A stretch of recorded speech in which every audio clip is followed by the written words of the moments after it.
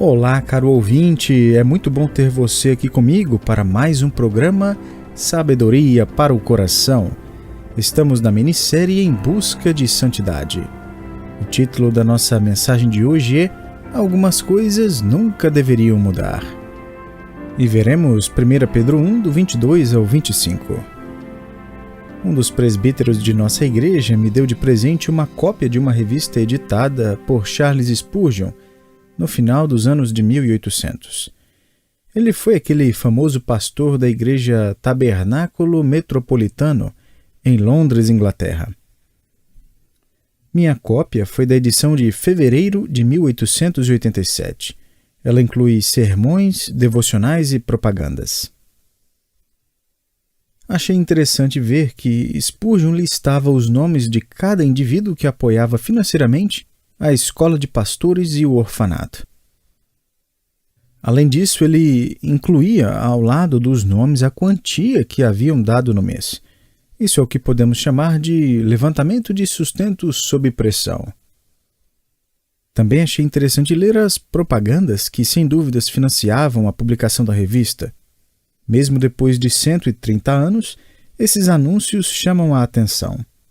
Um deles é de um remédio. Absolutamente o melhor remédio para tosse, asma e bronquite, altamente recomendado pelos médicos mais famosos e vendido em todo lugar. Outra propaganda era para a máquina de lavar roupa, obviamente operada à mão. A propaganda prometia fazer mágicas na sua limpeza. Uma das propagandas era para um fogão e prometia usar metade do carvão para cozinhar uma refeição e ainda resolver problemas na chaminé de sua casa. Escrita em letras pequenas, abaixo da imagem do fogão está o seguinte testemunho: a esposa de Spurgeon está satisfeita com o modelo que ela usa. Existe também a propaganda de um líquido feito de algas marinhas suecas, o qual fornece um tratamento que cura imediatamente problemas no pulmão. Há também várias propagandas de comida de bebê que ajudam numa formação firme de ossos e tecido. Várias são as propagandas de estampas para vestidos, algodão e flanelas, além de outras do sabão Pérola, o sabão mais excelente do mundo para o rosto. Como os tempos mudaram, não é? Comparada a hoje, por exemplo, a medicina daquela época parece muitíssimo primitiva. Isso para não mencionar máquinas de lavar roupas operadas à mão, fogão operado à base de carvão e as roupas da moda da época. Como as coisas mudam! Na verdade, o mundo da moda muda várias vezes no decorrer de nossas próprias vidas. E gostos variam também. Algumas semanas atrás, eu e minha esposa estávamos conversando com alguns casais, falando sobre como cada casal se conheceu, e alguns detalhes vieram à tona. Hoje nós rimos com a história, mas minha esposa se recorda muito bem da vez quando eu apareci à porta de sua casa para o nosso primeiro encontro. Eu ia levá-la à igreja, pois é. Tem como ser mais espiritual do que isso? Desde então eu a tenho levado à igreja toda semana. Estávamos na faculdade. Fui ao seu dormitório vestindo o melhor terno que eu tinha, feito de lã grossa. Ele era azul marinho com listras risco de giz. Parecia um mafioso. Isso para não mencionar que estava mais de 30 graus lá fora. Não importava. Aquele era o meu melhor terno. Eu queria impressioná-la. Também vesti minha camisa azul escuro favorita, acompanhada de uma gravata branca 100% poliéster, que quase brilhava no escuro. Decidi usar meu par de sapatos favorito. Preste atenção. Ele era azul e creme. Quando ela abriu a porta para me receber, quase desmaiou, quase teve um treco. Pensei que ela estivesse impressionada. Bom, muitos anos depois ela me contou o que realmente passou em sua cabeça no nosso primeiro encontro. Ela falou: querido, quando você apareceu, eu queria estar com você, mas eu não queria ser vista com você. O meu conforto é saber que Charles Spurgeon, aquele pastor e editor da revista, deixou uma primeira impressão semelhante quando chegou a Londres para pregar pela primeira vez na igreja que pastorearia por muitos anos. Na época, ele também tinha em torno dos 19 anos. Uma moça da igreja se lembrou de como a aparência de Spurgeon causava certa distração, quem sabe até mesmo risadas. Era algo engraçado. Ela escreveu em seu diário naquela noite: ele estava vestindo um paletó preto de cetim, muito folgado, grande demais para ele. Também trazia um lenço azul que não combinava, estampado com bolas brancas grandes. Para piorar as coisas, ele ainda usou o lenço em uma de suas ilustrações, chamando mais atenção para ele. Ele despertou em mim sentimentos de comédia. Dentro de 2 anos, Spurgeon pediu a mão dessa moça em casamento e ela aceitou. Imagino que com uma condição apenas: ela escolheria as roupas dele. Muitas coisas mudaram desde a publicação dessa revista 150 anos atrás, desde medicina à moda. No entanto, quando o assunto é a definição dos filhos de Deus, algumas coisas jamais, nunca deveriam mudar. Existe um elemento peculiar que distingue o crente do mundo, e ele nada tem a ver com moda, higiene e medicina. Ele está ligado ao coração. Esse elemento distintivo foi incluído numa obra publicada 1900 anos atrás, escrita pelo apóstolo Pedro, e ele permanece tão verdadeiro hoje como foi no século I. Acompanhe a leitura de 1 Pedro 1, do 22 ao 23. Tendo purificado a vossa alma pela vossa obediência à verdade, tendo em vista o amor fraternal não fingido, amai-vos de coração uns aos outros ardentemente, pois fostes regenerados não de semente corruptível, mas de incorruptível, mediante a palavra de Deus, a qual vive e é permanente. É como se Pedro dissesse que a palavra de Deus nunca, jamais está desatualizada. Esses versos formam uma sentença comprida, mas você pode circular o verbo principal em torno do qual as demais ideias são construídas. Ele aparece no verso 22. Amai-vos uns aos outros. Se quiser, grife esse imperativo, essa ordem. Desde que o documento de 1 Pedro foi publicado quase 2000 anos atrás, essas verdades jamais mudaram. Agora, antes de abordarmos o imperativo de amar, permita-me destacar o alicerce desse amor. Sem esse fundamento, nunca conseguiremos amar como Pedro nos manda amar. E o alicerce do amor é descrito no verso 22 como purificação da alma e obediência à verdade. A obediência à verdade se refere primariamente ao ato de se submeter ao Evangelho de nossa salvação. Em 2 Tessalonicenses 1,8, Paulo alerta o descrente que não obedece ao Evangelho. Em Efésios 1,13, ele identifica a palavra da verdade como sendo o Evangelho.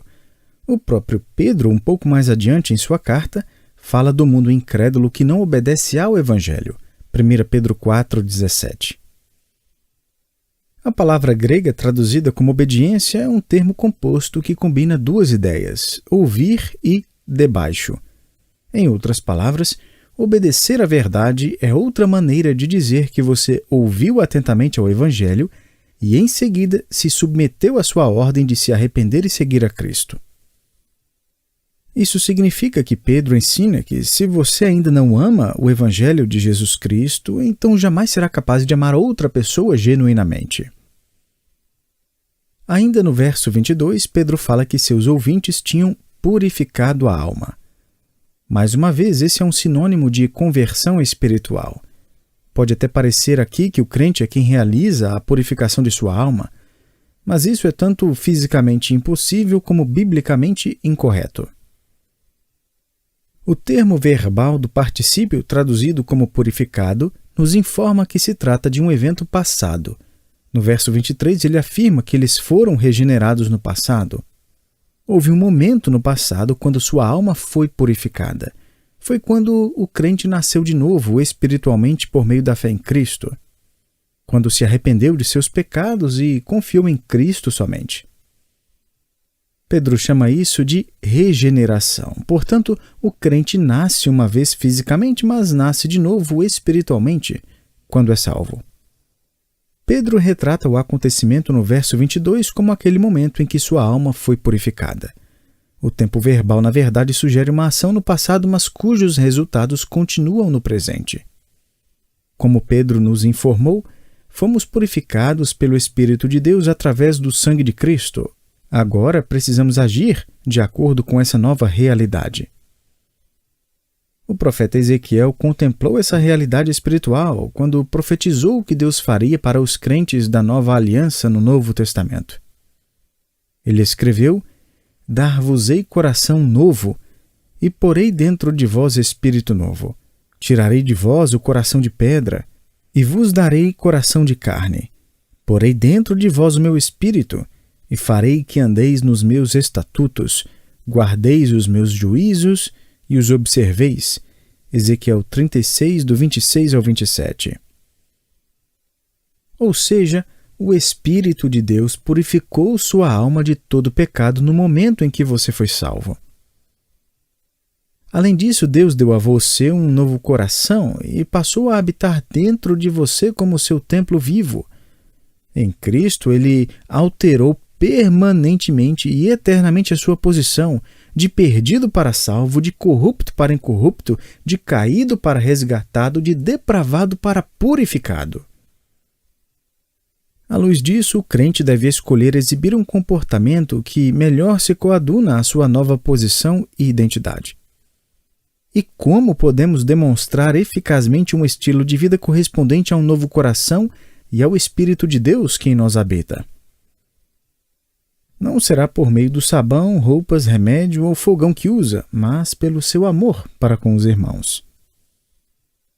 Antes de entrar mais especificamente no assunto, quero que você enxergue essa verdade fundamental a partir de outro ângulo. Amar genuinamente as pessoas exige obediência à verdade. Isso significa que, se vai amar alguém verdadeiramente, então você não poderá ouvir a si mesmo, seguir os seus impulsos interiores, obedecer aos seus sentimentos íntimos ou se comprometer a seguir o exemplo de outras pessoas. Você terá que simplesmente obedecer à verdade do padrão de Deus, quanto ao que significa viver e amar como um crente. Isso exclui orgulho, desejo impuro, rixas egoístas, preconceito e ressentimentos, ou seja, tudo o que corrói a alma.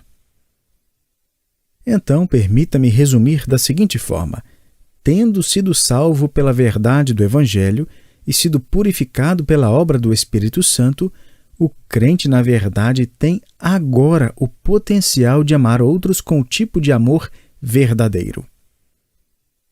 Agora, como esse amor se expressa? 3 palavras ou expressões nessa passagem descrevem o amor genuíno. A primeira delas é não fingido. Pedro emprega o adjetivo hipokritós acompanhado de uma partícula de negação. O adjetivo origina nosso termo hipócrita. Esse amor não é hipócrita.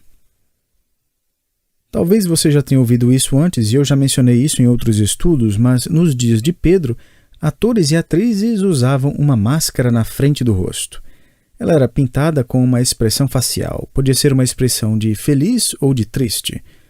Os verdadeiros sentimentos dos atores estavam escondidos por trás da máscara enquanto faziam o seu papel no palco.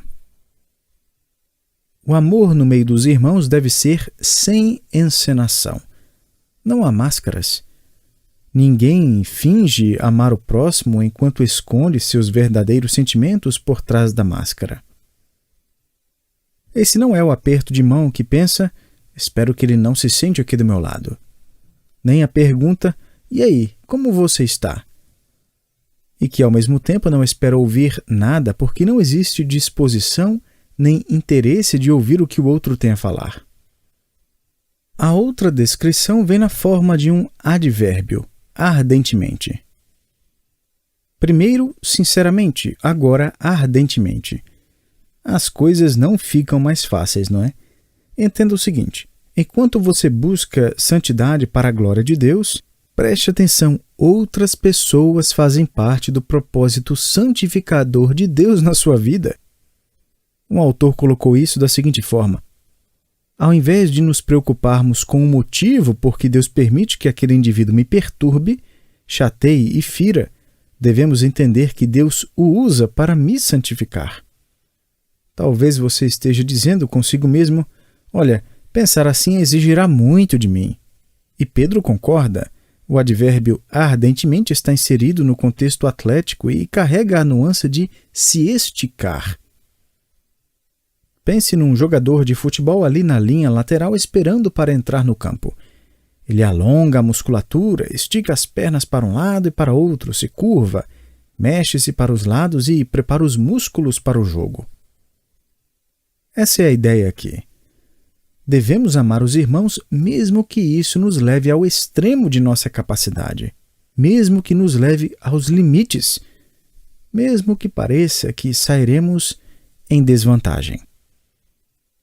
Pedro adiciona ainda uma terceira descrição do amor genuíno. Além de ser sincero e ardente, ele também é intencional, de coração. Esse amor, então, não é movido por uma pressão externa, mas por um princípio interno. O coração é utilizado no decorrer das Escrituras para falar do centro de nosso ser interior, do local onde pensamos e decidimos. É por isso que Deus pode nos mandar amar.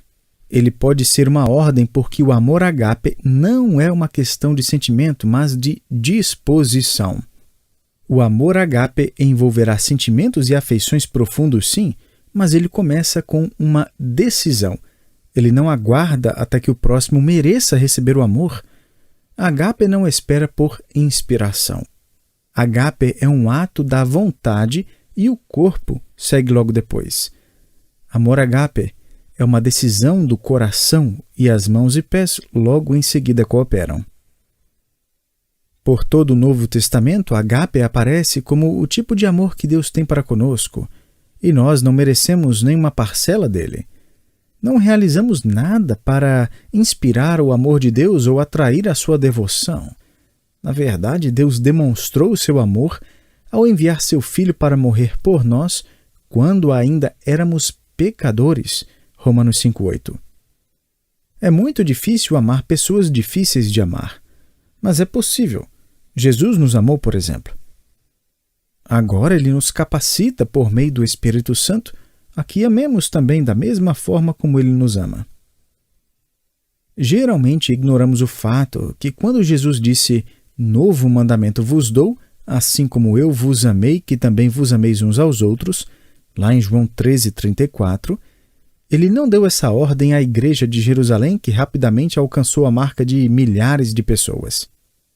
Assim teria sido mais fácil. É muito mais fácil ter que amar 3.000 pessoas do que um punhado de pessoas. Quando Jesus deu essa ordem, ele estava lá no cenáculo, horas antes de sua crucificação. E veja, ele estava olhando nos olhos de 11 homens, os discípulos. Ele estava dizendo com efeito: Pedro, eu sei muito bem que você e João têm personalidade bastante diferentes, mas amem um ao outro. André, eu sei como você é cauteloso e raramente faz perguntas, mas Tomé ali precisará de fatos e garantias. Ele é mais lento para dar passos de fé, então vocês dois terão que se amar. Simão Zelote, meu querido, preste atenção. Sei perfeitamente como você odeia os líderes romanos e cada judeu que traz Israel se torna seu inimigo mais íntimo. Bom, ali está Mateus, do outro lado. Ele trabalhava como coletor de impostos, extorquindo dinheiro de seus compatriotas judeus. No decorrer de toda a sua vida, vocês estiveram em lados opostos, mas agora precisam amar um ao outro, sem qualquer máscara de fingimento.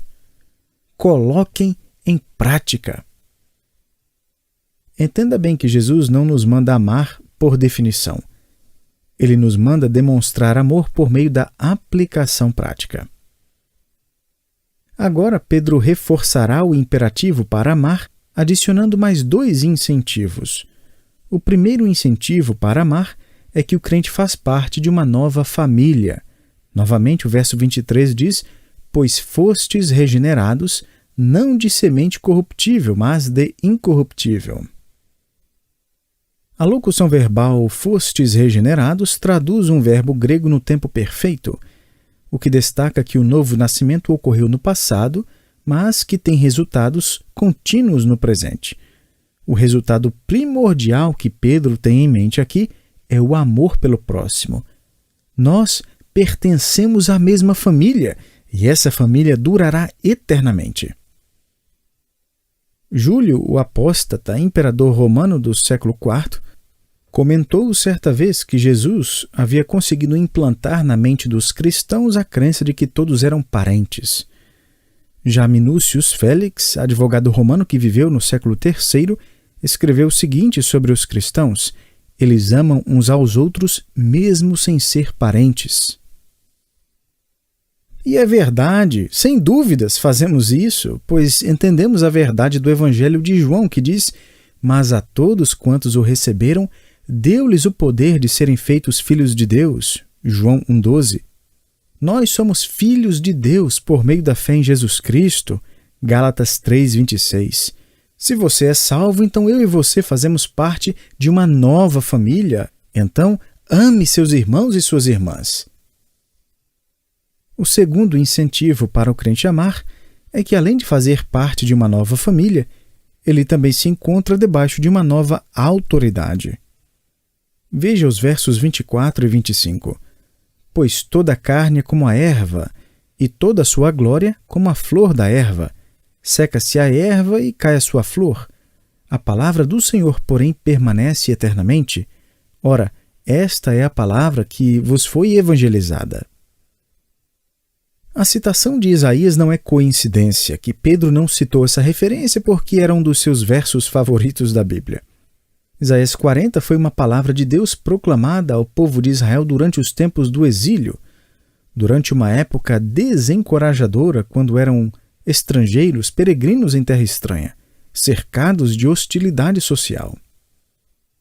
Agora, por meio de Pedro, Deus diz à igreja perseguida que ele não se esqueceu do seu povo espalhado, ele não ignorou e ele não ignora o seu sofrimento. Apesar de parecer que o Império Romano durará eternamente, um dia ele cairá. O que durará sim para sempre é a palavra de Deus, sua palavra, permanece eterna. Remédios mudam, a moda muda, a comida que damos aos nossos bebês muda, o fogão de nossa cozinha muda, mas a palavra do Senhor durará para todo sempre. Estamos em uma nova família e debaixo de uma nova autoridade. Por causa disso, seguimos o mandamento de amar um ao outro com um tipo de amor que é sincero, ardente e intencional. John Henry Jowett foi um pastor fiel que viveu mais de um século atrás. Quero concluir com as palavras que ele escreveu em seu comentário em 1 Pedro. Ele disse: existe um tipo de amor que se assemelha a um guarda-chuva. Outro amor é como uma grande tenda. Ainda um terceiro amor se parece com o céu imensurável.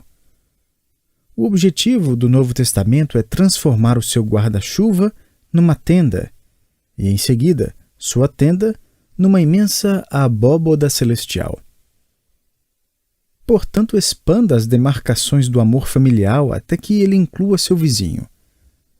Depois, expanda mais para que inclua desconhecidos. Por fim, expanda ainda mais até que inclua o seu inimigo. Meu querido, quando tivermos feito isso, teremos começado a amar como o nosso Senhor nos amou e se entregou por nós. Lemos em 1 Pedro capítulo 1: Por isso, cingindo o vosso entendimento, sede sóbrios e esperai inteiramente na graça que vos está sendo trazida na revelação de Jesus Cristo. Como filhos da obediência, não vos amoldeis às paixões que tinhais anteriormente na vossa ignorância. Pelo contrário, segundo é santo aquele que vos chamou, tornai-vos santos também vós em todo o vosso procedimento, porque escrito está: sede santos, porque eu sou santo. Ora, se invocais como Pai aquele que, sem acepção de pessoas, julga segundo as obras de cada um, portai-vos com temor durante o tempo da vossa peregrinação, sabendo que não foi mediante coisas corruptíveis, como prata ou ouro, que fostes resgatados do vosso fútil procedimento que vossos pais vos legaram, mas pelo precioso sangue, como de cordeiro sem defeito e sem mácula, o sangue de Cristo, conhecido com efeito antes da fundação do mundo, porém manifestado no fim dos tempos por amor de vós, que por meio dele tendes fé em Deus, o qual o ressuscitou dentre os mortos e lhe deu glória, de sorte que a vossa fé e esperança estejam em Deus.